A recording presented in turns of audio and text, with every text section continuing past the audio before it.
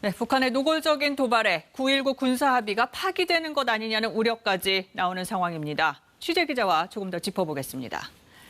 최영윤 기자, 어젯밤부터 새벽 그리고 몇 시간 전 이제 오늘 오후까지 거의 하루 종일입니다. 북한의 도발이 이어졌는데 아주 이례적이죠.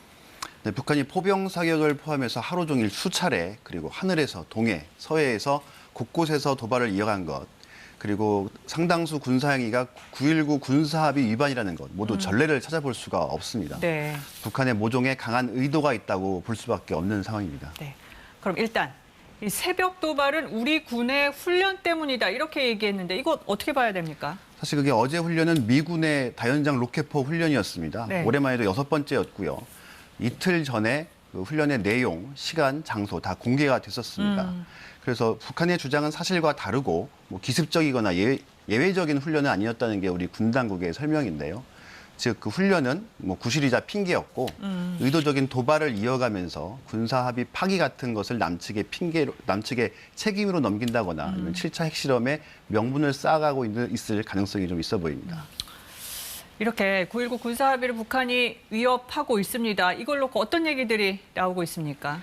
네, 9.19 군사합의가 체결된 게 2018년 9월, 좀 4년 좀 넘었죠. 네. 그 사이에 북한이 명백하게 위반한 사례는 오늘 도발 행위를 제외하고는 2건밖에 안 됩니다. 때문에 접경 지역의 갈등을 해소한다라는 효과가 있다는 긍정적인 평가가 좀 있고요. 네. 반면에 그 사이에 미사일을 발사한다던가 어떤 연락사무소를 폭파한다든가 그런 대남 적대행위가 이어져 왔기 때문에 네. 그런 군사합의의 효용성은 낮아진 거 아니냐 이런 반론도 있습니다.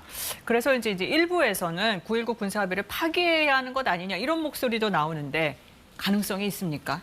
일단 우리 정부는 재발 방지를 강력하게 요청한다는 입장입니다. 네. 그러면서도 군사합의는 상호 준수가 중요하다면서 이제 북한의 행위를 앞으로 냉정하게 검토해 보겠다라는 입장입니다.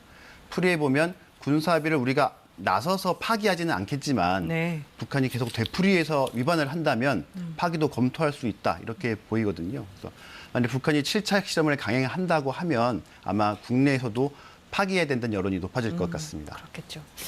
그럼 군사합의를 떠나서 당장 국민들 입장에서는 우발적인 충돌이라도 생기지 않을까 걱정될 수밖에 없거든요. 이건 어떻습니까? 일단 북한의 오늘 연쇄적인 군사행동으로 도발의 수위가 한껏 높아진 상태입니다. 우리 측에서도 한반도와 국제사회에 대한 명백한 도전 행위라고 규정을 했고요. 정당하게 대응해 나가겠다라는 입장입니다. 네.